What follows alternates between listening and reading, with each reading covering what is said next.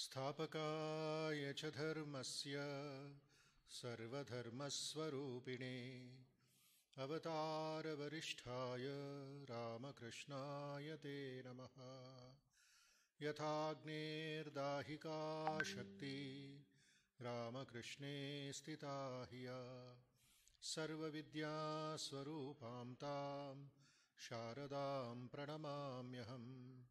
जननीं शारदां देवीं रामकृष्णं जगद्गुरुं पादपद्मे तयो श्रित्वा प्रणमामि मुहुर्मुहुः। नमः श्रीयतिराजाय विवेकानन्दसूरये सच्चित्सुखस्वरूपाय स्वामिने तापहारिणे अज्ञानतिमिरान्धस्य ज्ञानाञ्जनशलाकया चक्षुरुन्मीलितं येन तस्मै श्रीगुरवे नमः। त्वमेव माता च पिता त्वमेव बन्धुश्च सखा त्वमेव विद्या द्रविणं त्वमेव सर्वं मम देवदेव।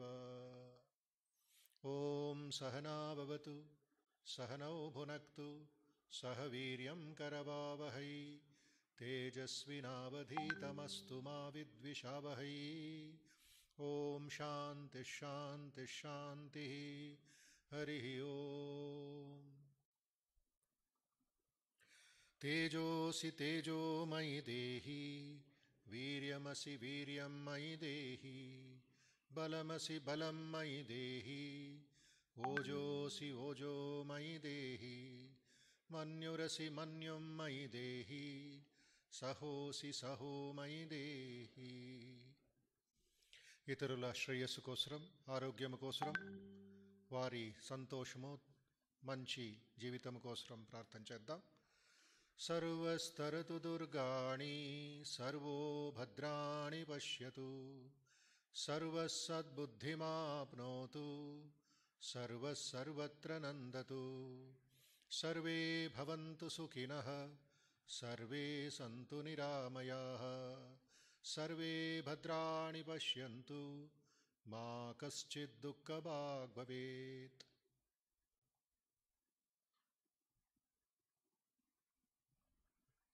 శ్రీరామకృష్ణ ధ్యానం. నేరుగా కూర్చుని మీ హృదయంలోనే భగవద్ నామస్మరణ చేస్తూ శ్రీరామకృష్ణ రూపాన్ని, ఆయన గుణాల్ని తలుచుకోండి, భావించండి, ధ్యానించండి. ఓం హృదయ కమల మధ్యే రాజితం నిర్వికల్పం సదసదఖిల భేదా అతీతం ఏకస్వరూపం ప్రకృతి వికృతి శూన్యం నిత్యమానందమూర్తిం విమల పరమహంసం రామకృష్ణం భజామః. విమల పరమహంసం రామకృష్ణం భజామః. తాత్పర్యం: వికారములు లేదా మార్పులు లేనివాడు, అపక్షయం, వినాశం వంటి షడ్విధ వికారాలు లేనివాడు, సదసదఖిల భేదాతీతం, సత్యము అసత్యము, ధర్మాధర్మాలు, మంచి చెడులను, భేదములకు అతీతుడు, అవిభక్తుడు, ప్రకృతి కలుగజేసే మార్పులకు అతీతుడు, సదా ఆనందస్వరూపుడు, దేదీప్యమానంగా ప్రకాశించేవాడు, నిరంజనుడు, కల్మషలేనివాడు, నా హృదయ కమలంపై కొలువై ఉన్నవాడు అయిన పరమహంస శ్రీరామకృష్ణులను ధ్యానిస్తున్నాను.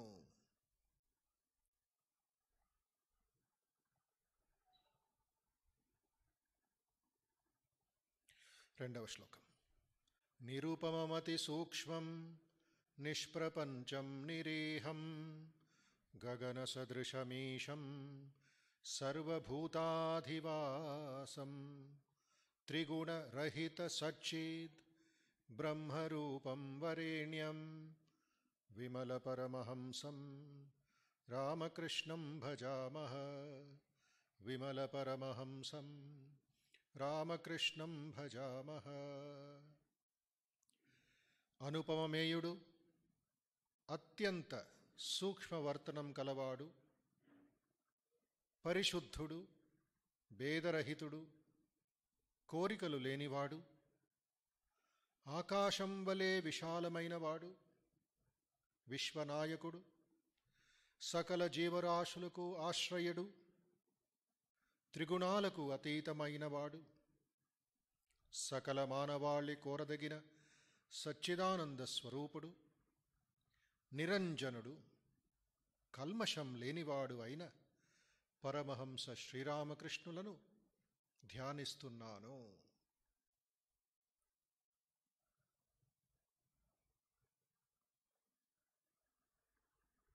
మూడవ శ్లోకం. వితరితుమవతీర్ణం జ్ఞానభక్తి ప్రశాంతి ప్రణయగలితచిత్తం జీవదుఃఖాసహిష్ణుం ధృత సహజ సమాధిం చిన్మయం కోమలాంగం విమలపరమహంసం రామకృష్ణం భజామః. విమలపరమహంసం రామకృష్ణం భజామః. జ్ఞానము, భక్తి, ప్రశాంతతలను యథేచ్ఛగా అనుగ్రహించడానికి అవతరించినవాడు, ప్రేమరసపూర్ణమైన హృదయం కలవాడు, జీవుల దుఃఖాలను చూసి సహించలేనివాడు, సహజసిద్ధంగా సదా సమాధివిష్టుడై ఉండేవాడు, చైతన్య ప్రపూర్ణుడు, కోమల శరీరుడు అయిన పరమహంస శ్రీరామకృష్ణులను ధ్యానిస్తున్నాను.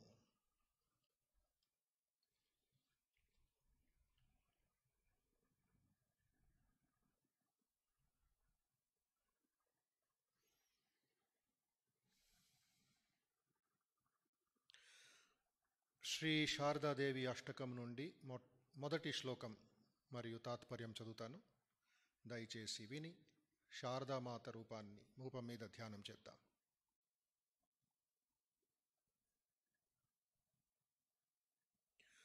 దేవి ప్రసన్నవదనే కరుణావతారే దివ్యోజ్వలద్యుతిమయీ త్రిజగజ్జనేత్రీ కళ్యాణకారిణి వరాభయదానశీలే మాతర్విరాజ సతతం మమ హృత్సరోజే. దేవి ప్రసన్నవదనే కరుణావతారే దివ్యోజ్వలద్యుతిమయీ త్రిజగజ్జనేత్రీ కళ్యాణకారిణి వరాభయదానశీలే మాతర్విరాజ సతతం మమ హృత్సరోజే.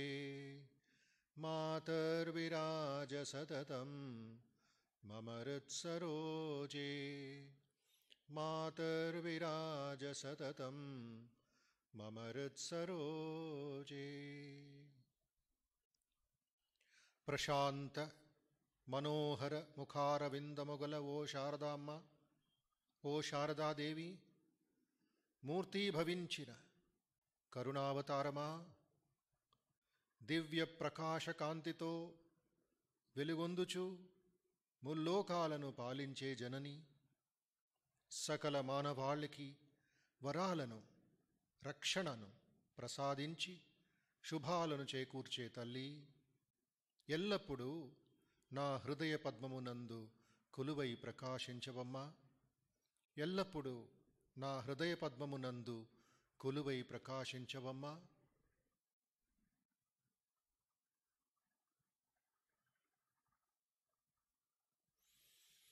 ఓం శాంతి శాంతి శాంతి. ఓం అసతో మా సద్గమయ తమసో మా జ్యోతిర్గమయ మృత్యోర్మా అమృతంగమయ. ఓం శాంతి శాంతి శాంతి. హరి ఓం.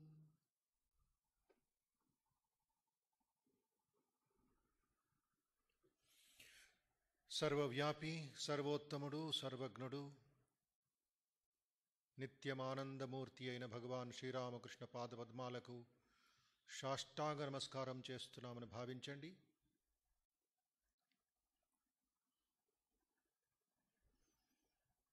సరస్వతి మహాలక్ష్మి జగజ్జనని షోడశి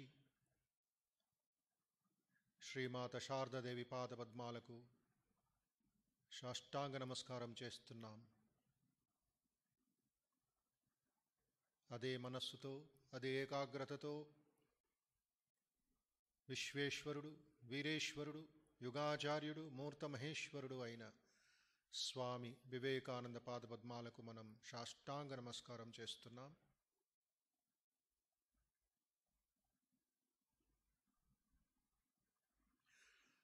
మంత్రం పుచ్చుకున్న భక్తులు వారి వారి గురువుల పాదపద్మాలకు నమస్కారం చేసుకోండి. ఎందరో మహానుభావులు అందరికీ వందనములు అనుకుంటూ సత్పురుషులు, మహాయోగులు, మహాత్ములు మన దేశంలో, ఇతర దేశాల్లో ఎంతోమంది ఉన్నారు. కొంతమంది మాత్రమే మనకు తెలుసు. తెలిసిన వాళ్ళకి, తెలియని వాళ్ళకి అందరిలోనూ భగవంతుని చూస్తూ, అందరిలోనూ ఆ మంచితనాన్ని చూస్తూ ప్రణామాలు అర్పించుకోండి.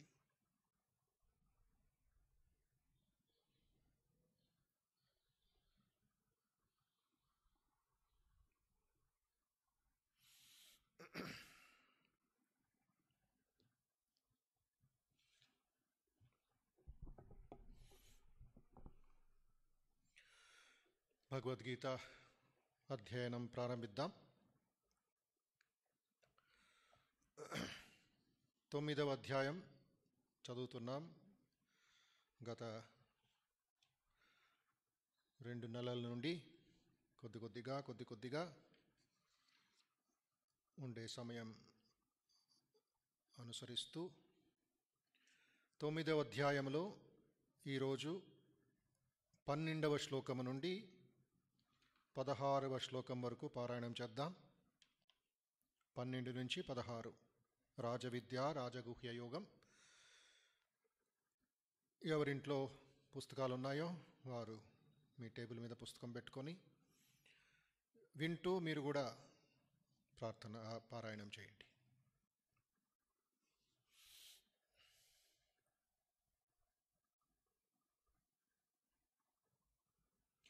వసుదేవసుతం దేవం కంసచాణూరమర్దనం దేవకీ పరమానందం కృష్ణం వందే జగద్గురుం.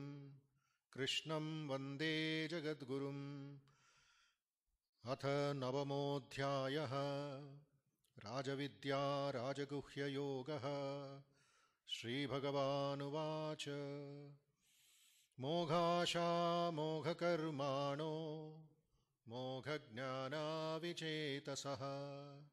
రాక్షసీమాసురీం చైవ ప్రకృతిం మోహినీం శ్రితాః మహాత్మానస్తు మాం పార్థ దైవీం ప్రకృతిమాశ్రితాః భజంత్యనన్యమనసో జ్ఞాత్వా భూతాదిమవ్యయం సతతం కీర్తయంతో మాం యతంతశ్చ దృఢవ్రతాః నమస్యంతశ్చ మాం భక్త్యా నిత్యయుక్తా ఉపాసతే జ్ఞానయజ్ఞేన చాప్యన్నే యజంతో మాముపాసతే ఏకత్వేన పృథక్త్వేన బహుధా విశ్వతో ముఖం అహం క్రతురహం యజ్ఞః స్వదాహమహమౌషధం మంత్రోహమహమేవాజ్యం అహమగ్నిరహం హుతం. ఓం శాంతి శాంతి శాంతి.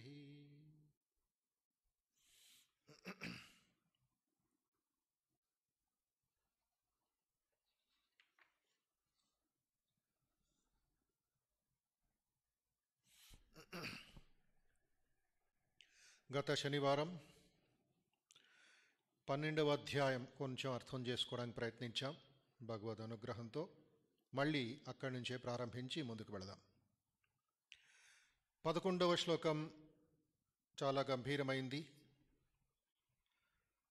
అవజానంతి మామూఢా మానుషీం తనుమాశ్రితం పరం భావమజానంతో మమ భూత మహేశ్వరం. ఎవరైతే ఏ పరమాత్ముడు, ప్రభువు, ఈశ్వరుడు, నియామకుడు, పరమాత్మ, సచ్చిదానంద స్వరూప అంటామో అతను, ఆ పరమాత్మ తత్వం తనుమాశ్రితం, మానుషీం తనుమాశ్రితం అన్నాడు. మానుష రూపంలో అవతరణ, అవతార పురుషులు 10 అవతారాలు, ఇంకా భాగవతంలో చెప్పినట్లుగా 24 అవతారాలు, తర్వాత ఎంతోమంది మహాత్ముల అవతరణం. అవతరణం అంటే కిందకి దిగి రావడం.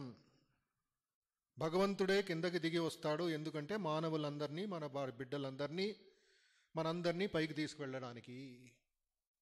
మనమంతా గొయ్యిలో ఉన్నాం, ఏదో నూతిలో పడి ఉన్నాం, ఈ సంసార తాపత్రయంలో బంధింపబడి ఉన్నాం, త్రిగుణాలతో మనం బాధపడుతున్నాం.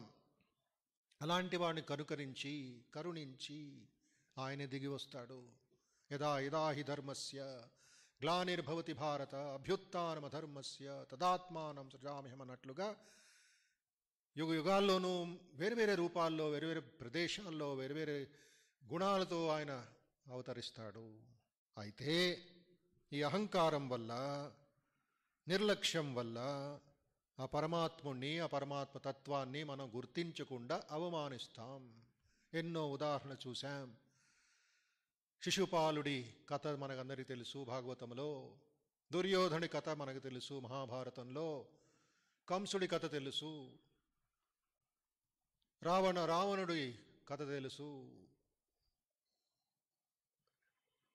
ఆ సమయంలో, రావణుడి సమయంలో దండకారణ్యం వ్యవహరిస్తున్నప్పుడు ఎంతమంది మాత్రం భక్తులు, ఋషులు శ్రీరామచంద్రుని, పరమాత్ముడిని అర్థం చేసుకోగలిగారు? అది కూడా చెప్పాను. శ్రీరామకృష్ణులు అంటారు 12 మంది మాత్రమే ఋషులు ఆ పరమతత్వాన్ని అర్థం చేసుకోగలిగారు. వేరే వాళ్ళందరూ, ఆ ఋషులందరూ ఏమనుకున్నారు? దశరథుడి పుత్రుడే, అయోధ్యకు చెందిన రాజకుమారుడే అని వాళ్ళు రాముణ్ణి లిమిట్ చేశారు.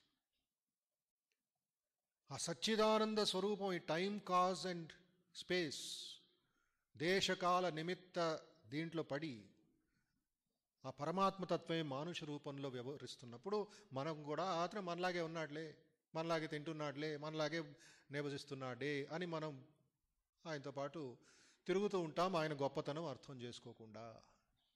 శ్రీరామకృష్ణ జీవిత చరిత్ర అదయింది. ఆయన అవతార పురుషుని గుర్తించిన వారు చాలామంది తక్కువ.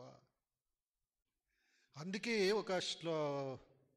ఒక పాట రాసినప్పుడు, ఏమిటా పాట? ఆరతి పాట, శ్రీరామకృష్ణ ఆరతి స్తోత్రం స్వామి వివేకానంద రాసినప్పుడు, ప్రతిరోజు అదే సమయానికి 6:45 కొన్ని రామకృష్ణ కేంద్రాలు 7 గంటలకి, కొన్ని జిల్లాల్లో ఉండే సేవా సమితుల దేవాలయాల్లో ఈ ఆరతి పాట జరిగిన సంధ్యా సమయంలో 6:30కో 6:45కో 7కో ఇద్దరు ఉంటారు, 20 మంది ఉంటారు, లేకపోతే లోకల్ భక్తులు ఉంటారు. గత 120 సంవత్సరాల నుంచి అదే పాట జరుగుతుంది. అదే రాగంలో, అదే తాళంలో, అదే భావంతో ప్రజలు పాడుతూ ఉన్నారే. ఒక చిన్న ఏ క్షేత్రాల్లో రామకృష్ణ కేంద్రము లేదో, ఏ జిల్లాల్లో, ఏ పట్టణాల్లో కొంతమంది భక్తులు నిష్ఠతో, రామకృష్ణుల భక్తితో వారి గదిలోనే, వారి ఒక పూజా మందిరంలోనే ఆరతి పాట టేప్ రికార్డర్ వేసుకొని, లేక వాళ్ళు పాడుకుంటూ రామకృష్ణ ఆరతి చూపించి కొంచెం ఫలమో ఏదో వడ్డించి రామకృష్ణ నైవేద్యం చేస్తూ ఉంటారు, ధ్యానం చేస్తుంటారు. సంప్రదాయంగా ఒక నిష్ఠతో చేస్తూ ఉంటారు. ఎవరా రామకృష్ణలో? కస్మై దేవాయ హవిషా విదేమా అంటుంది వేదము. ప్రశ్న అడుగుతుంది, ఎవరికి మనం పూజలు అర్పిస్తున్నాం? కస్మై దేవాయ హవిషా విదేమ. ఈ హవిష అంతా, నెయ్యి అంతా ఎక్కడికి వెళుతుంది? ఎవరా పరమాత్ముడు? ఏమిటా తత్వం? ఆ అర్థం చేసుకోవడానికి వివేకానంద స్వామి మనకు ఒక పద్ధతి ఇచ్చారు, ఒక సిస్టమ్ అనేది మనకు కలిగించారు. ఆరతి పాట పాడండి, పంచతత్వాలు పరమాత్ముడికి అర్పించండి, సంధ్యా సమయంలో, సూర్యాస్తమ సమయంలో సాధారణమైన పాట అనుకోకుండా ఇటోడు తిరగకుండా ఆ సమయంలో వేరే మాట్లాడకుండా మూటగట్టి అన్నీ మన పనులన్నీ ఆ గంట సేపు రామకృష్ణ స్మరణతో, తర్వాత రామకృష్ణ స్తోత్రమే ఆయన రచించి స్తోత్రాలకి ఏ రాగంలో పాడాలి అని కొంచెం, ఎందుకంటే భక్తి కలగాలి మనలో, ఒక భావం కలగాలి మనలో. రోజంతా మనం తిరుగుతూ ఉంటాం, ఆ గంట సేపైనా ఏకాగ్రత మనస్సుతో, ఆ నిష్ఠతో, ఆ భక్తితో. అప్పుడేమవుతుంది, మనకి ఈ అవమానింపబడే అహంకారంతో ఉండే మనస్సు తొలగిపోయి, అహంకారం ఉండే మనస్సు, అజ్ఞానం ఉండే మనస్సు కరిగి ఆ వేడిలో కొంచెమైనా అర్థం చేసుకుంటాం. కొంచెమైనా ఎవరయ్యా రామకృష్ణ, ఎవరయ్యా విఠల, ఎవరయ్యా దైవం అని కొంచెమైనా జ్ఞానం కలుగుతుంది. లేకుండా ఉంటే అవజానంతి మా మూఢత్వంలోనే మనం బతుకుతూ ఉంటాం. ఎవరు భగవంతుని అర్థం చేసుకోరు? ఎందుకు అర్థం చేసుకోరు? ఎందుకు ఆ మహాతత్వాన్ని సూర్యుడిగా మనం ఎందుకు చూడలేకపోతున్నాం? ఆయన ఎందుకు కలర్స్ వేస్తాం? మోఘాశా మోఘకర్మాణో మోఘజ్ఞానా విచేతసః రాక్షసీం ఆసురీం చైవ ప్రకృతిం మోహినీం శ్రితాః. మోఘాశా వ్యర్థ కామలు, కోరికలు, వ్యర్థమైన కోరికలు, అవసరం లేని కోరికలు. కామం అంటే కోరిక, ధర్మార్థ కామమోక్షం అని మనందరికీ తెలుసు. అయితే ఇక్కడ ధర్మానికి విరుద్ధమైన కామం అని చేస్తుంటామే, ప్రజలు చేస్తూ ఉంటారే, ఎవరెవరు ఇక్కడ కామవాంఛనలో మునిగి ఉంటారే, అది వేస్ట్. మోఘాశ వ్యర్థమైన కామములు. మోహ కర్మాణ వ్యర్థమైన కర్మలు. కామం అంటే ఆ వ్యర్థమైన కామం అంటే వ్యర్థమైన పనులు చేస్తూ ఉంటాం. మంచి పనులు ఉంటే మంచి కోరిక, రామకృష్ణ మఠానికి వచ్చే కోరిక, లేక తీర్థయాత్రకు వెళ్ళే కోరిక, మంచి కోరిక ఏది? అప్పుడు కావలసిన పనులు అలాంటివి, ఆ గోల్, ఆ లక్ష్యం రీచ్ అవ్వడానికి ఆ కర్మలు చేస్తూ ఉంటాం, ఆ పూజలు చేస్తూ ఉంటాం, ఆ వ్రతాలు ఆచరిస్తూ ఉంటాం. లేకుండా ఉంటే కర్మలు కూడా వేస్టే, మోగ.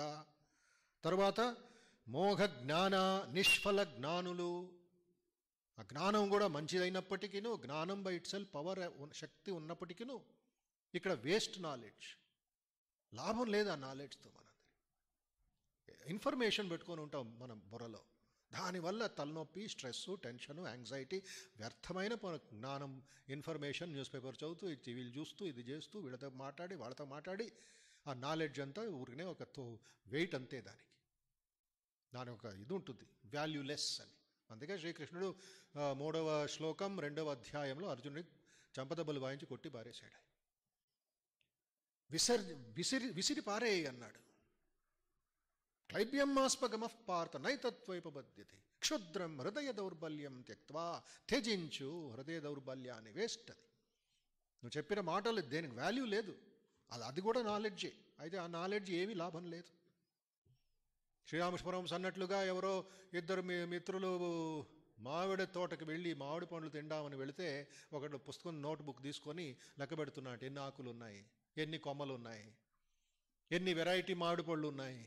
ఇంకోడు హాయిగా చెట్టు ఎక్కి మామిడి పండు తిని మూర్తి కడుక్కొని నీళ్లు తాగేసి బయటికి వెళ్ళాడట. వీడు లెక్కలు చేస్తున్నాడు. రామకృష్ణ పరమహంస అంటారు, ప్రపంచానికి వచ్చావు, ఈ మానవ శరీర జన్మ పొందావు, వెళ్ళు భగవంత్ కైంకర్యం చెయ్యి. ఎందుకు లెక్క పెడుతున్నావు ఎన్ని చెట్లు ఉన్నాయి, ఎంతమంది ఉన్నారని? నీకెందుకు అది? ఆ నాలెడ్జ్ వేస్ట్ నాలెడ్జ్ అంటారు. అందుకే పరావిద్య అపరావిద్య అన్నారు ఛాందోగ్యోపనిషత్తులు. పరావిద్య అంటే సుప్రీం నాలెడ్జ్. అపరావిద్య అంటే మనం నేర్చుకున్న ఈ భౌతిక జ్ఞానం మాత్రమే, యూనివర్సిటీ డిగ్రీ మాత్రమే. యూనివర్సిటీ డిగ్రీ చదివితే పెద్ద ఉద్యోగం దొరుకుతుంది, లేక పెద్ద ఆస్తిపాస్తులు సంపాదించవచ్చు, పెద్ద పేరు ప్రతిష్ట తిరగచ్చు, విమానాల్లో తిరగచ్చు, అంతేనా? హిందీలో అన్నట్లుగా రోటీ కపడా మఖాన్ విద్యాభ్యాసం. మంచి పరోటాలు తినచ్చు, బట్టలు వేసుకోవచ్చు, భవనాల్లో ఉండొచ్చు. అది చూసాం కదా, గత 4 నెలల నుంచి, మార్చి నెల నుంచి ఏం చేస్తున్నాం?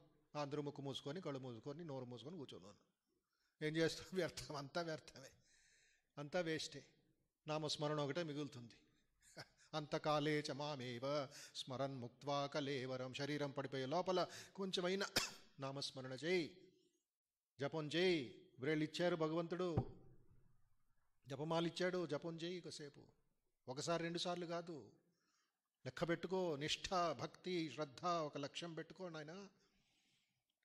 వేస్ట్ఫుల్గా నాలెడ్జ్ పెంచుకొని ఏమి లాభం? అసలైన నాలెడ్జ్ పరావిద్య. అందుకే శ్రీరామకృష్ణ పరమహంస అసలైన ఈ ఇన్ఫర్మేషన్ పక్కన పెట్టేసి ఆయన ఆ ఒక తత్వం నాకు తెలుసుకోవాలని ఉంది, తల్లి గురించి తెలుసుకోవాలంది అన్నా చెప్పగలవా అది అని గదాధరుడు 16 సంవత్సరాల యువకుడు అన్న రామకుమార్ని ప్రశ్నిస్తే స్తబ్దమైపోయాడు, ఇదైపోయాడు, షాక్ అయిపోయాడు. అన్న, ఏమిట్రా నీ ప్రశ్న? నాకు అన్ని విషయాలు తెలుసు, ఆ ఒక్కటి తెలియదు నాయనా అని అన్న రామకుమారి ఒప్పుకున్నాడు. అయితే రామకృష్ణ పరమహంస, నువ్వు చెప్పకపోతే, నీకు తెలియకపోతే నేను తెలుసుకుంటా. అలా ప్రారంభమైంది రామకృష్ణ పరమహంస అసలైన జ్ఞానం. ఈ మోఘ జ్ఞానంని వదిలి ఆయన అసలైన జ్ఞానం, పరిశుద్ధ జ్ఞానంకి వెళ్ళాడు. అమ్మా అమ్మా అమ్మా అమ్మా, మంత్రాలు తెలియవమ్మా, నాకు తంత్రాలు తెలియవమ్మా, ముద్రలు ఏమిటో తెలియవమ్మా, అసలు నువ్వు ఉన్నావా అమ్మా, నా మాటలు వింటున్నావమ్మా, నువ్వు మేము అర్పిస్తున్న నైవేద్యం స్వీకరిస్తున్నావు నువ్వు? ఎవరో చెప్పారని కాదు, కమలాకాంతుడికి, రామప్రసాదుడికి, ఇంకెంతోమంది భక్తులకి నువ్వు కనపడ్డావంట, మాట్లాడావంట, వాళ్ళ పాటలు విన్నావంట. నేనెందుకు నిన్ను చూడలేకపోతున్నానమ్మా? రామకృష్ణ పరమహంస ఏడ్చి అదే జ్ఞానం, మా జ్ఞానం. అందుకే పరమహంస హృదయ కమలం మధ్య ఆ పరమహంసని మనం ధ్యానిస్తున్నాం. అసలైన జ్ఞానం గురించి, ఆ విఫలమైన జ్ఞానం పెట్టుకొని మనం భగవంతుణ్ణే అవమానిస్తాం. అవజానంతి మా మూఢ మానుషీం తనుమాశ్రితం. ఎవరు చేస్తారు ఇది? మోఘాశ, వేస్ట్ నాలెడ్జ్ ఉన్నవాళ్ళు. మోఘ కర్మ, వాళ్ళే వేస్ట్ పనులు చేస్తారు. మోఘ జ్ఞాన విచేతసః, చేతస్ అంటే జ్ఞానము, విచేతస్ అంటే అవివేకము, బ్రెయిన్లెస్ అంటారు, కామన్ సెన్స్ లేని వాళ్ళు.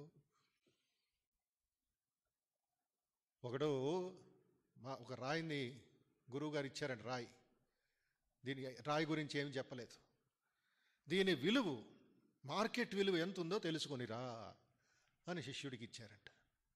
ఆ శిష్యుడు రాయిని తీసుకువెళ్ళి కూరగాయలు అమ్ముతున్న వాడి దగ్గరికి ఇచ్చాడంట. ఈ రాయి తీసుకొని నాకు ఎంత డబ్బు ఇస్తావు, లేక ఎన్ని కూరగాయలు ఇస్తావు అన్నాడు. ఆ రాయి ఇటు చూశాడంట ఆడు, కూరగాయలు అమ్మేవాడు మార్కెట్లో. నీకు 1 కిలో వంకాయలు ఇస్తాను ఈ రాయికి అన్నాడంట. సరే, ఆ రాయి నాకు ఇచ్చి, ఎవరే ప్రశ్నిస్తున్నాను అంతే, నువ్వు ఎంత ఇస్తావో దానికి, మార్కెటింగ్ బిజినెస్. బట్టల దుకాణానికి వెళ్ళాడంట, బట్టల షాపు దగ్గరికి వెళ్ళాడంట. ఈ రాయి తీసుకొని నాకు ఎన్ని బట్టలు ఇస్తారు? అప్పుడు ఆ బట్టలోడు అన్నాడంట, బట్టలు అమ్మేవాడు అన్నాడంట, నీకు ఇక్కడ ఈ షాపులో ఉన్న బట్టలు కంటే ఇంకా 5 రెట్లు ఇస్తాను. సరే, నాకు రాయి ఇచ్చి, నాకు తెలిసింది దీని వాల్యూ ఎంతో. కంసాల దగ్గరికి వెళ్ళాడంట, నగలమ్మేవాడి దగ్గరికి వెళ్ళాడంట. ఈ రాయి తీసుకొని ఎంత నగలు ఇస్తారు నాకు, ఎంత బంగారం నాకు రిటర్న్లో ఇస్తారు అంటే, ఆడు 1 నిమిషం ఉండు అని కూర్చోబెట్టి లోపలికి వెళ్ళి 10 నిమిషాల తర్వాత వచ్చాడంట. ఈ రాయితో పాటు నీ ప్రపంచమంతా నీకు ఇచ్చేస్తాను, ఈ రాయి నాకు ఇచ్చి, ఈ ప్రపంచమంతా నీకు దానం చేసేస్తాను, నీకు కొనేసి ప్రపంచానికి కొని ఈ రాయి నాకు ఇచ్చేసే, నువ్వు ప్రపంచమంతా తీసుకుపో, అంత విలువిస్తాను నీకు అన్నాడు. సరే రాయి ఇవ్వండి.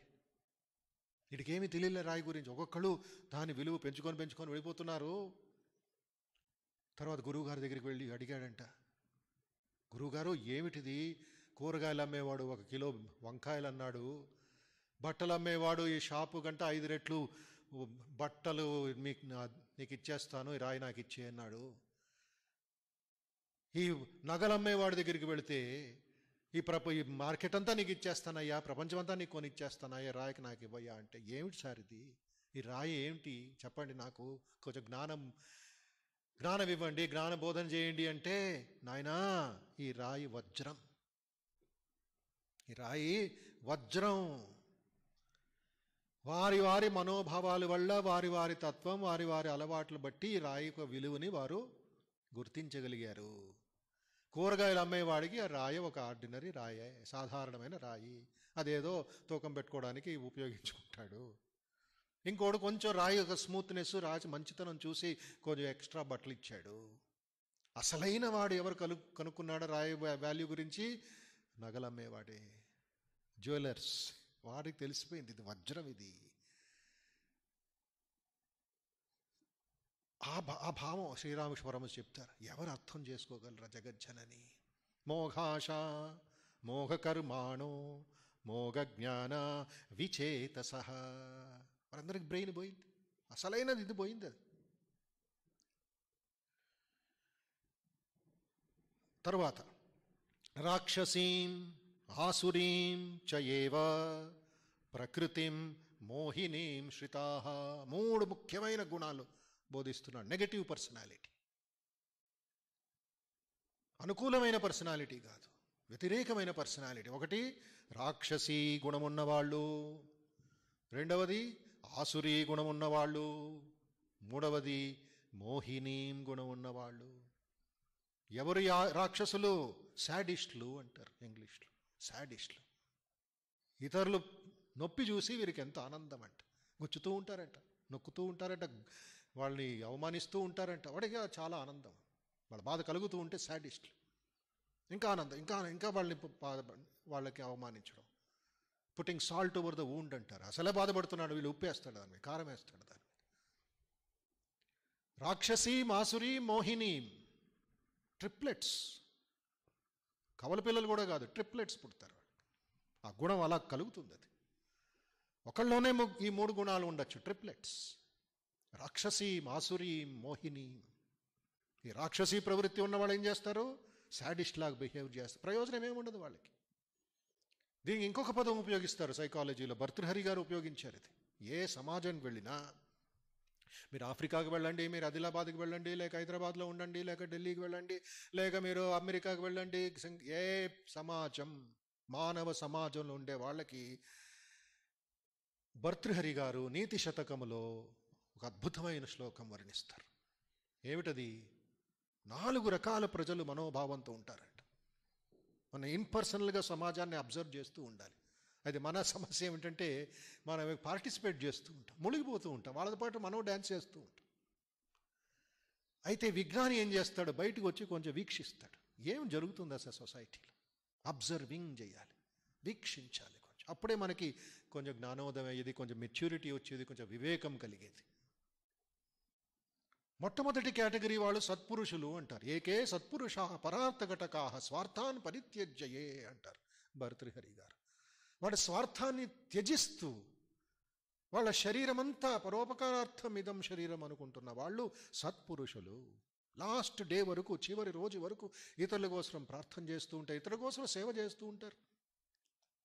ఈ కరోనా మహమ్మారి సమయంలో చూస్తున్నాం, మనం ఇప్పుడు చూస్తున్నాం, వైపరీత్యాలు చూస్తున్నాం, స్ప్లిట్ పర్సనాలిటీ చూస్తున్నాం. ఉన్నట్టుండే కొంతమంది కొట్టుకుంటున్నారు, కొంతమంది ఆహ్వానిస్తున్నారు వారి కమ్యూనిటీలో, వారి భవనాల్లో, వారి ఏరియాలో. రండి రండి రండి, మళ్ళీ పూలమాలేసి డాక్టర్ని ఆహ్వానిస్తున్నారు, డాక్టర్ని ఆరతి ఇచ్చి రప్పించుకుంటున్నారు. మళ్ళీ ఇంకొన్ని ఇళ్లల్లో తరుగుతున్నారు వాళ్ళని. Diversification of the real personalities ఎలాగొస్తుందో తెలుసు. సమానంగా లేదు సమాజం. బయట అందరూ బట్టలు వేసుకొని తిరుగుతూ అందే కారు, ఒకే కారులో ఒకే ఇంట్లో తిరుగుతున్నారు, ఒకే బియ్యం అన్నం తింటున్నారు. అయినప్పటి బిహేవియర్లో ఎంత వ్యత్యాసం అందరికీ తెలుసు. మార్చి 22వ తారీఖు నుండి ఆగస్టు 9వ తారీఖు ఎన్ని ఘటనలు, ఎన్ని సంఘటనలు చూసాము, ఎక్స్ట్రీమ్స్కి చూసాం. ఈ సైకాలజీ ఇది ట్రైనింగ్ లేని దానివల్ల ఈ వైపరీత్యాలు కనబడుతున్నాయి. అందుకే భర్తృహరి గారు అంటారు, సత్పురుషులు చాలామంది ఉన్నారు. డాక్టర్లు ఉన్నారు, అదే డాక్టర్లు మళ్ళా వేరే వేరే చెడు పనులు చేసిన వాళ్ళు ఉన్నారు. అన్ని డిపార్ట్మెంట్స్లోనూ అలాగున్నారు, మన నలుమూలలోనూ అలాగున్నారు. సత్పురుషాః స్వార్థాన్ పరిత్యజ్యే. వాళ్ళని రికగ్నైజ్ చేయాలి, వాళ్ళని గౌరవించాలి. రెండవ కేటగిరీ, రెండవ గుణమే ఉన్నవాళ్ళు ఎవరు? సామాన్యాః అంటారు భర్తృహరి గారు. సామాన్యులు ఎవరు? సామాన్యులు ఎవరు అంటే, వారు ఇతరులకి మంచి చేస్తారు, అయితే వారికి కొంచెం కోరిక ఉంటుంది, నాకు కూడా కొంచెం నాతో పాటు కొంచెం పంచుకోవయ్యా మంచితనాన్ని. నీకు 10 రూపాయలు వస్తే నాకు 5 రూపాయలు ఇవ్వయ్యా, నీకు 100 రూపాయలు ఇస్తే నాకు 50 రూపాయలు. లివ్ అండ్ లెట్ పాలసీ వాళ్ళదంతా. నువ్వు బతకాలి, నేను బతకాలి. సామాన్యులు మంచిదే, సమాజంలో నడుస్తూ ఉంటుంది. అందరూ బతకాలి, అందరూ తినాలి, అందరూ బట్టలు వేసుకోవాలి, అందరూ మంచిగా ఉంటారు. సామాన్యాః సత్పురుషాః. మూడవ కేటగిరీ ఇక్కడ వస్తుంది, రాక్షసాః. మన జాతిలో ఏమంటాం, మానవ రాక్షసాః అన్నారు భర్తృహరి గారు. మానవ రాక్షసులు. రాక్షసులు అంటే మనం నార్మల్గా మన పురాణాల్లో, మన గాథల్లో, మన ఇతిహాసాలు చదివింది ఏమిటి, కొమ్ములుంటాయి, గోర్లు ఉంటాయి, భయంకరమైన రూపాల్లో వస్తాడు, పిల్లలు కథలు చెప్తే రాక్షసు వస్తాడు, దెయ్యం వస్తుంది, పిశాచి వస్తుంది, కథలు చెప్తూ ఉంటాం. మారువేషంలో వస్తారు ఈ రాక్షసులందరూ. కథలను చూసాం సినిమాల్లో, ఇవన్నీ నాటక రూపంలో చూపిస్తూ ఉంటారు. అయితే ఈ మానవ రాక్షసులు సూటు కోటు బూట్ వేసుకుని వస్తారు. ఈ మోడర్న్ 21st సెంచరీ మానవ రాక్షస. మనస్సుల రాక్షసత్వం ఉంది. బయట జెంటిల్మ్యాన్ లాగా ఉంటాడు, మంచి వ్యక్తిలాగా ఉంటాడు, నామాలు వేసుకొని వస్తాడు. మాట చేసేదంతా కుళ్ళు పని, శాడిస్ట్ పని. కరప్షన్ ఎందుకు, ఈ నరకయాతనలు ఎందుకు, ఈ కామవాంఛనలు ఎందుకు? మానవ రాక్షస. ఇతరులను హింసిస్తా. 4వ కేటగిరీ, 4వ జాతి. భర్తృహరి గారికి ఆ సమయంలో ఏం పేరు పెట్టాలో ఆయన తెలియలేదట. ఆయనే అంటారు, తేకేన జానీమహే. 4వ కేటగిరీ పబ్లిక్ మనుషులకి, మానవులకి ఏం పేరు పెట్టాలో నాకు ఆశ్చర్యంగా, తేకేన జానీమహే, నాకు తెలియటం లేదు, ఇట్ ఇస్ నేమ్లెస్. అయితే ఈ గత 10 సంవత్సరాలు జరుగుతున్న ఈ టెర్రరిస్ట్ అటాకులు, ఈ బాంబ్ అటాకులు, యుద్ధాలు అని మనం తెలిసింది కాబట్టి మన భాషలో, మోడర్న్ భాషలో, వర్తమాన భాషలో ఏం పిలవచ్చు వాళ్ళని, సూయిసైడ్ బాంబర్స్ అంటారు సైకాలజీలో. సూయిసైడ్ బాంబర్, ఆడు చచ్చిపోతాడు, 10 మందిని చంపుతాడు. చంపడానికి ఆడికి ఏ విధమైన సందేహం లేదు, భయము లేదు. అటాక్ చేస్తాడు, RDX వేసుకొని, అలాంటి దుస్తులు వేసుకొని, లోపల బాంబులు పెట్టుకొని చూసాం ఎన్నోసార్లు. కారులో వేగంగా వెళ్ళి ఆర్మీ డిపోను కొడతాడు, ఆడు సస్తాడు. ఆడికేం పెద్ద ప్రయోజనం లే. 100 మందిని చంపడానికి ఆడు తీర్మానం తీసుకుంటాడు, రెజల్యూషన్ తీసుకుంటాడు, దృఢ సంకల్పంతో వెళ్ళిపోతారు. ఆ కేటగిరీ కూడా ఉన్నారు కదా. ఈ 4 కేటగిరీస్, 4 విభాగాలు చూడండి సమాజంలో. సత్పురుషాః స్వార్థాన్ పరిత్యజ్యయే. రెండవది ఎవరు? సామాన్యాః. వాళ్ళు ఎక్కువ మంది ఉన్నారు. అయితే ఎలాంటి శిక్షణ ఇవ్వాలి పిల్లలకి, ఎలాంటి శిక్షణ, ఎలాంటి బోధన? ఈ న్యూ ఎడ్యుకేషన్ పాలసీ వచ్చింది, దాంట్లో ఉన్న కంటెంట్ మనం చూడాలి. ఎలాంటి సిలబస్ పెడుతున్నారు, నీళ్ళ గ్లాస్ ఇవ్వడం, ఈ గ్లాసులో ఎలాంటి నీళ్ళు ఇస్తున్నారు, ఎన్ని సంవత్సరాలు చదివేది కాడు. ముందు ప్రైమరీ స్కూల్ 3 సంవత్సరాల 3+3+3+2 4 ఏదో రకరకాల ఫిజికల్గా చూస్తున్నారు, కానీ ఏమి బోధిస్తున్నారు? సామాన్యులు అవుతున్నారా వాళ్ళు? మానవ రాక్షసులు అవుతున్నారా వాళ్ళు? లేక టెర్రరిస్టులు అవుతున్నారా వాళ్ళు? లేక సత్పురుషులు అవుతున్నారా? ఆదర్శ సమాజం అంటే ఏమిటి? ది ఐడియల్ సొసైటీ అంటే ఏమిటి?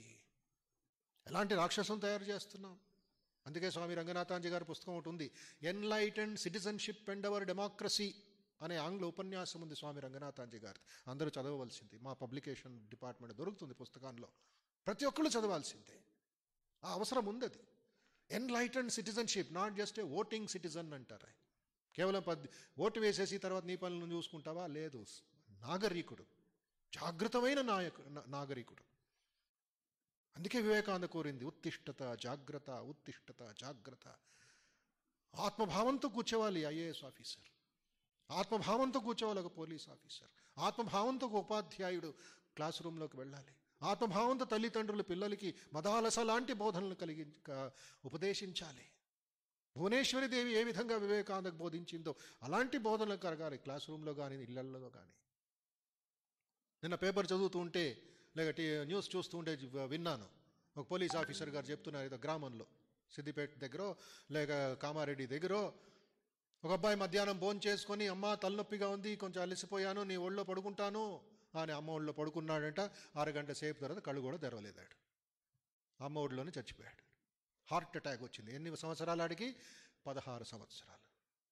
16 సంవత్సరాల యువకుడికి హార్ట్ అటాక్, గుండెపూట. తర్వాత చూస్తే స్కూళ్ళు లేవు, క్లాసులు లేవు. కరోనా కారణం వల్ల ఏం చేస్తున్నాడు, అమ్మ నాన్న కూడా వదిలిపెట్టారు. ఎంతసేపు కాపాడగలరు వాళ్ళు? ఏం బోధన ఇచ్చారు వాళ్ళకి? 24 గంటలాడు పబ్జీ ఆట ఆడి ఆడి ఆడి బ్రెయిన్ అంతా కొలాప్స్ అయిపోయి గుండె నొప్పి వచ్చేసి అమ్మ ఒడిలో చచ్చిపోయాడు. అంటే ఈ విద్య ఎవరు బోధించేది ఇదంతాను? అందుకే అలాంటి దుష్ప్రవర్తన జరుగుతుంది, అలాంటి కాలుష్యం, సైకలాజికల్ కాలుష్యం. ఈ కరోనా వస్తుంది, ఈ కరోనా పోతుంది, పాజిటివ్గా మనం ఆలోచించాలి. 2 నెలలు పోవచ్చు, ఒక డిసెంబర్ నెలకు పోవచ్చు, లేక 1 సంవత్సరం అయినా పోవచ్చు, పోతుంది. అది ఒకరోజు పోవాల్సిందే. అది ప్రకృతి నియమం, అది ఈ సృష్టి నియమం. అది పర్మనెంట్గా ఏది ఉండదు, మనము పర్మనెంట్ కాదు కదా. అయితే ఈ ఒక కాలచక్రంలో మనం ఏమి నేర్చుకుంటున్నాం? ఎవరిని ఆశ్రయిస్తున్నాం?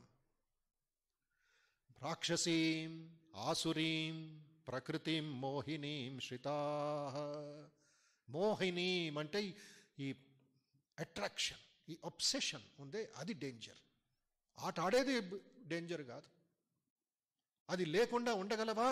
అక్కడ వివేకం, అక్కడ నీ బ్రేక్ వేయడం మనసుకి.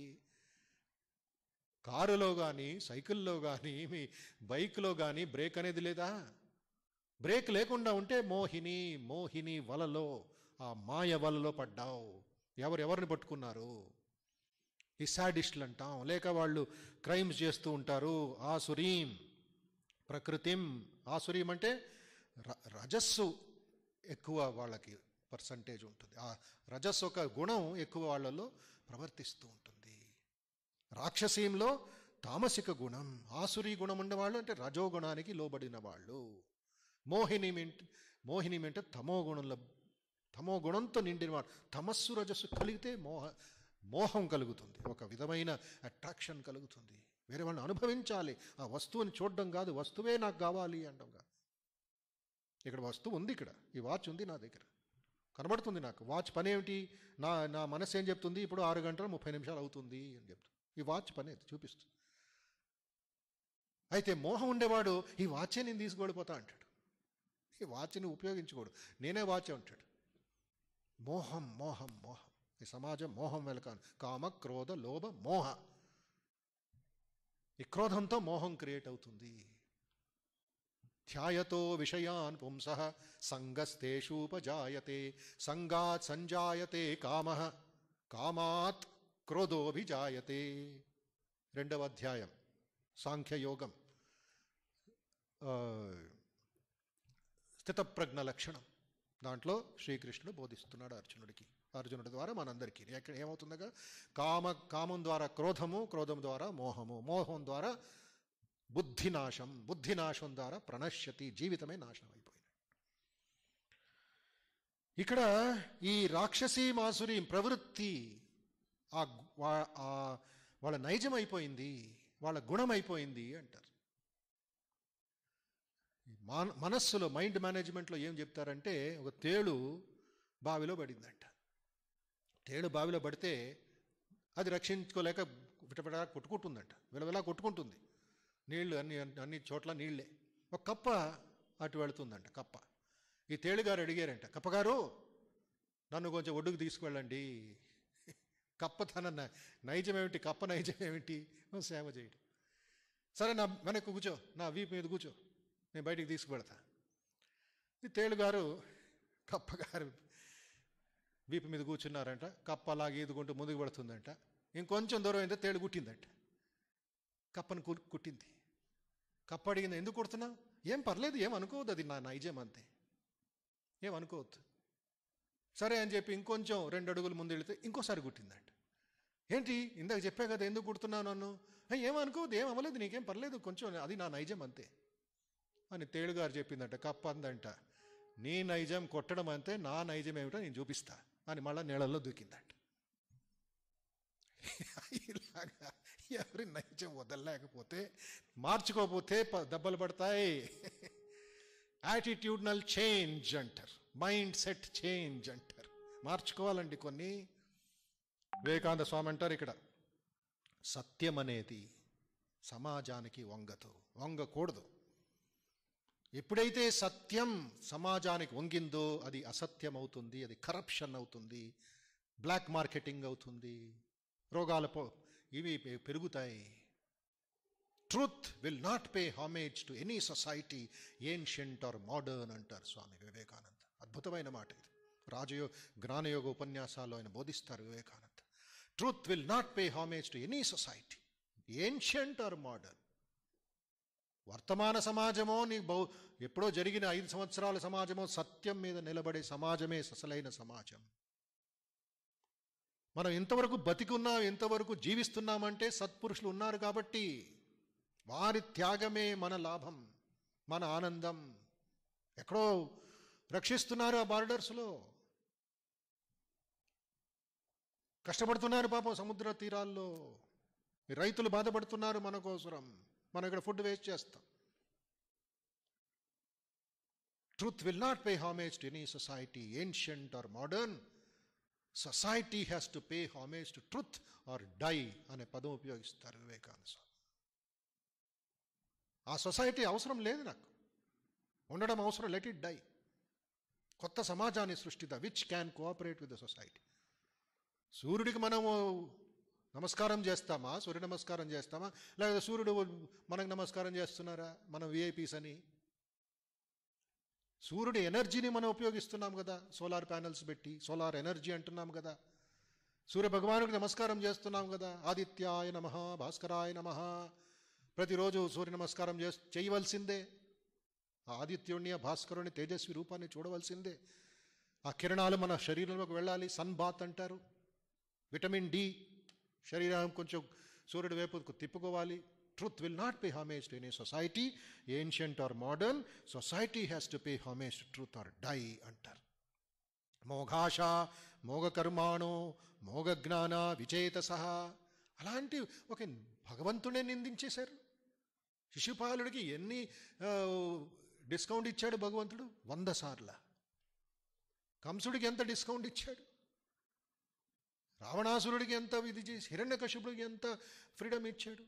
ఇచ్చినప్పటికీ వాళ్ళు భగవంతుడి పాపాత్ముల పాపాన్ని తొలగించడానికి ఆ పుండరీకాక్షుడు పుట్టాడు కాబట్టి, పుట్టినప్పటికీనూ మనం అర్థం చేసుకోలేకపోతున్నామే. ఇంకా నిందలు జరుగుతున్నాయే. శ్రీకృష్ణుడి తత్వం గురించి, రాసలీల గురించి, రాముడి యొక్క వైభవం గురించి విమర్శలు జరుగుతున్నాయే. మనకు అన్నీ తెలిసినట్లుగా ఆయన భగవంతుడే విమర్శిస్తున్నాము.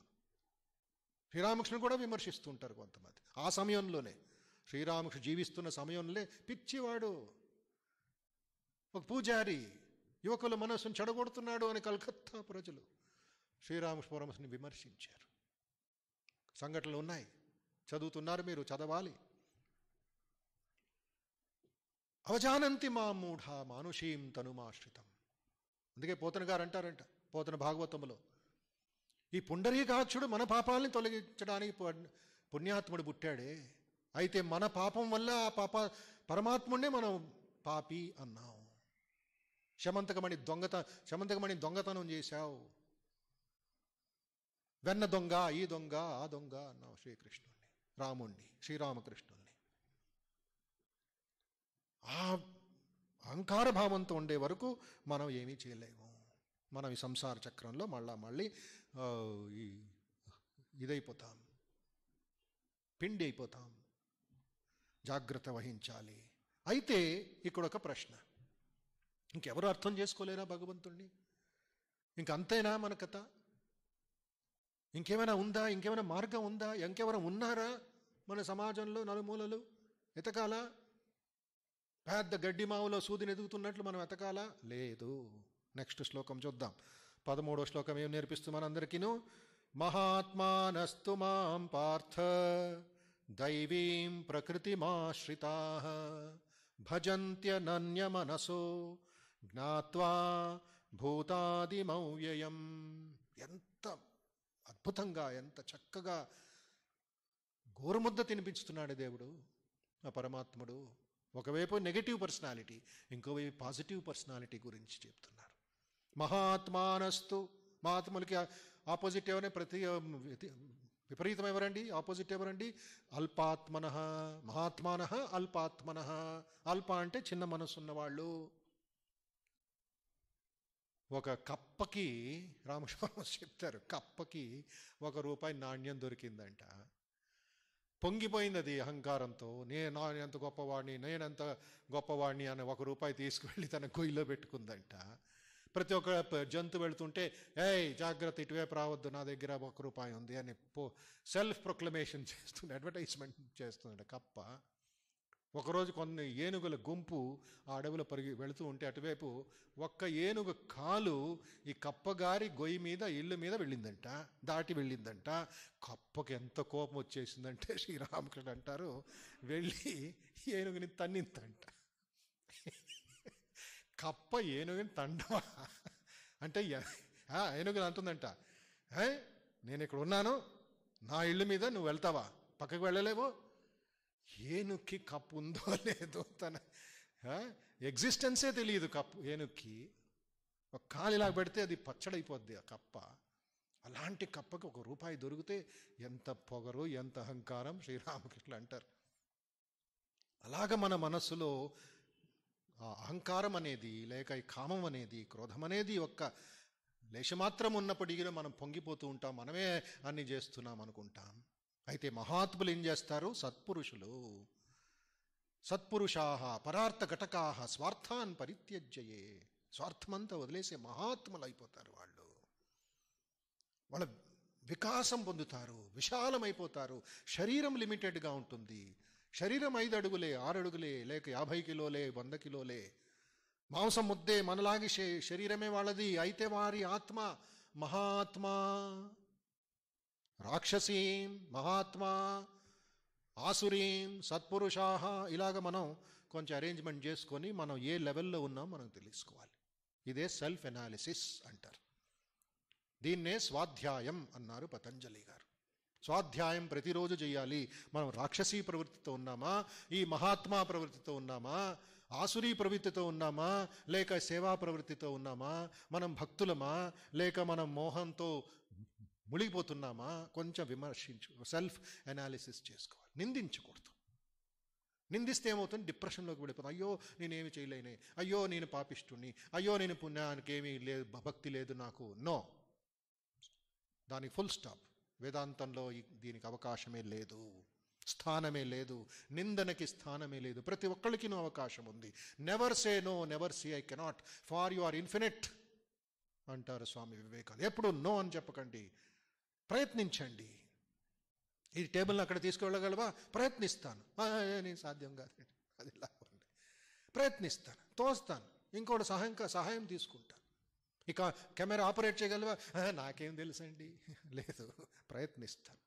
పుస్తకం చూస్తాను. ఈ కాలం గూగుల్ గురువు గారు ఉన్నారు కదా, గూగుల్ గురువు దగ్గరికి వెళ్తాం. ఎలాగ కెమెరా ఆపరేట్ చేయాలి అది మనకు రావాలి. మహాత్మానస్తు మాం పార్థ దైవీం ప్రకృతిమాశ్రితాః. చూడండి ఎంత మంచి పదాలు ఇక్కడ. భజంత్యనన్యమనసో జ్ఞాత్వా భూతాదిమవ్యయం. ఎవరిని పూజిస్తారు? మహాత్మానస్తు మాం పార్థ. కానీ ఈ పాజిటివ్ సైడ్, బ్రైట్ సైడ్, జ్యోతి వైపు మనం తీసుకెళ్తున్నాడు భగవంతుడు. మనకు ఒక స్తంభం ఇస్తున్నాడు పట్టుకోవడానికి, మనకు ఒక ప్లాట్ఫామ్ ఇస్తున్నాడు పైకి వెళ్ళడానికి, ఒక ఇమ్యూనిటీ బూస్టర్ ఇస్తున్నాడు మన ఆరోగ్యం కాపాడుకోవడానికి. అంటే మన ఆధ్యాత్మిక ఆరోగ్యం కేవలం కరోనా నుంచి దూరం ఉండడం కాదు. ఇటు కరోనా నుంచి దూరం ఉంటున్నాం, మానసికంగా దుర్బలు అవుతున్నాం, వీక్ అయిపోతున్నారు మనుషులు. ఇంకెన్ని రోజులు ఇంట్లో ఉంటారు? ఇంకెన్ని రోజుల మానిటర్ ముందే వర్క్ ఫ్రమ్ హోమ్ హోంవర్క్ చేస్తూ ఉంటారు? కష్టం కదా. ఫిజికల్గా మనకి బూస్టర్ దొరుకుతున్నాయి, మందులు దొరుకుతున్నాయి, లేక మనం యోగాభ్యాసం చేసి మనం రక్షించుకుంటున్నాం. అయినప్పటికీ ఆధ్యాత్మికంగా, మానసికంగా కావాల్సిన మందుని, ఈ ఆయుర్వేద మందుని, ఆధ్యాత్మిక మందుని భగవంతుడు మనకు అందిస్తున్నాడు, నోట్లో పెడుతున్నాడు అండి. ఏమంటున్నాడు? కానీ హే పార్థ, హే అర్జున, దైవీ స్వభావాన్ని ఆశ్రయించిన మహాత్ములు. ఆ పదం చాలా ఇంపార్టెంట్, తత్వం చాలా ఇంపార్టెంట్, ముఖ్యం, గమనించండి, కొంచెం ఏకాగ్రత పెట్టుకోండి ఇక్కడ. దైవీ స్వభావాన్ని ఆశ్రయించిన మహాత్ములు, కామాదులకు లొంగక, తర్వాత అనన్య మనస్కులై, నన్ను జగత్ కారణంగా నిత్యునిగా ఎరిగి భజిస్తున్నారు. 4-5 ముఖ్య లక్షణాలు ఉన్నాయి ఇక్కడ. దైవీ స్వభావాన్ని ఆశ్రయించిన మహాత్ములు మొట్టమొదటిది, ఫస్ట్ పాయింట్. అనన్య మనస్కులై, న అన్య అనన్య, ఇంకా వేరే విధమైన మనస్సు లేదు, వేరే విధమైన ఆలోచన లేవు, కోరికలు లేవు, డిస్ట్రాక్షన్స్ లేవు. న అన్య అనన్య, అన్య అన్య అంటే వేరే మనస్సు, న అన్య అనన్య.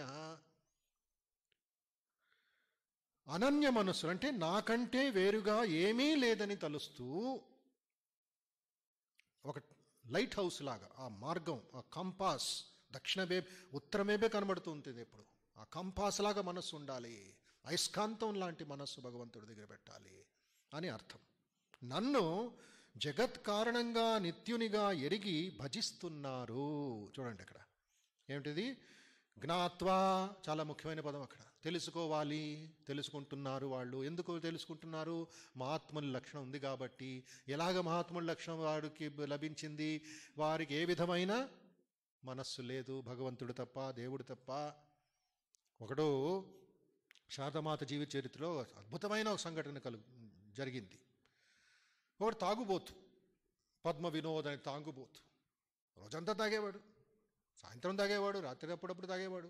కొన్నిసార్లు రాత్రి తాగి ఉదయం బాగుండేవాడు, తల్లి దగ్గరికి వచ్చేవాడు. శారదానంద గారి అంటే స్వామి శారదానంద గారు శారదామాత సేవకుడు, శారదామాత సెక్రటరీగా తల్లి ఇళ్లలో ఉద్బోధనలో తల్లిని జాగ్రత్తగా చూసుకునేవారు స్వామి శారదానందజీ.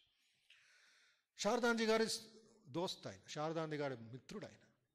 అయితే తాగుడు అలవాటు. ఎప్పుడెప్పుడు తాగి వస్తాడో విచిత్రంగా పాడడం, విచిత్రంగా మాట్లాడడం, ఆయన వ్యవహారం చాలా చండాలంగా ఉండేది. తాగబోతుడు కాబట్టి వచ్చినప్పుడు తెలుస్తుంది శారదానంద గారి తాగి వస్తున్నాడు అని. ఆ పాటలు, ఆడి వ్యవహారం ఆడి తెలుసు కదా అందరికీ. వచ్చినప్పుడు వెంటనే ఒకరోజు రాత్రిపూట వచ్చాడంట శారదానంద గారి శిష్యు. వేరే బ్రహ్మచారులందరికీ ఇన్స్ట్రక్షన్ ఇచ్చాడు, వచ్చిన వెంటనే అందరూ తలుపులు వేసేయండి, కిటికీలు వేసేయండి, ఈడు బయట నుంచి అరుస్తాడు, తల్లి నిద్ర చెడగొడతాడు, డిస్టర్బ్ చేస్తాడు అమ్మని అని చెప్పి, అమ్మ ఈడి మాటలు, ఈడు అరుపులు తల్లికి వినబడకూడదు అని చెప్పి శారదానంద గారు ఇన్స్ట్రక్షన్ ఇచ్చి లోపలికి వెళ్ళిపోయారంట. సరిగ్గా 7:30-8 గంటలకి రాత్రి తాగి, విపరీతంగా తాగి ఆ రోజు వచ్చాడు. అన్ని కిటికీలు మూసేసుంది, ద్వారం మూసేసుంది, ఉద్బోధన్ భవనం ద్వారం. అమ్మ కనబడతలేదు. ఇంకా ఏడుపు ఏడుపు ఏడుపాడు. ఏడిచి ఒక అద్భుతమైన పాట పాడాడు. మేము అప్పుడప్పుడు పాడుతూ ఉంటాం. ఉఠగో కరుణామయీ కోలగో కుటీర్ ద్వార్, బెంగాలీ పాట అది. ఏ అమ్మా, లే అమ్మా, లే అమ్మా, లే అమ్మా, మేమిక్కడ బాధపడుతున్నామమ్మా, చీకటిలో ఈ అంధకారమైన ప్రపంచంలో మునిగిపోయావమ్మా, నువ్వు అంతఃపురంలో కూర్చొని ఆనందిస్తున్నావమ్మా. పాట గట్టిగా పాడాడంట. ఉఠగో కరుణామయీ కోలగో కుటీర్ ద్వార్, నీ తలుపు తెరుచుకోవమ్మా, ఎందుకమ్మా తలుపు ముందు మూసుకొని కూర్చున్నావు, మేము ఇక్కడ బాధపడుతున్నాం, మేము బిడ్డలు కాదా అమ్మా, ఈ రోడ్లోనే మేము పడి ఉండాలా అమ్మా అని పాట పాడితే ఇంక తల్లి హృదయం ఆగుతుందా? వెంటనే పై డాబా మీద ఉండింది, మేడ మీద ఉండింది అమ్మ, ఫస్ట్ ఫ్లోర్లో.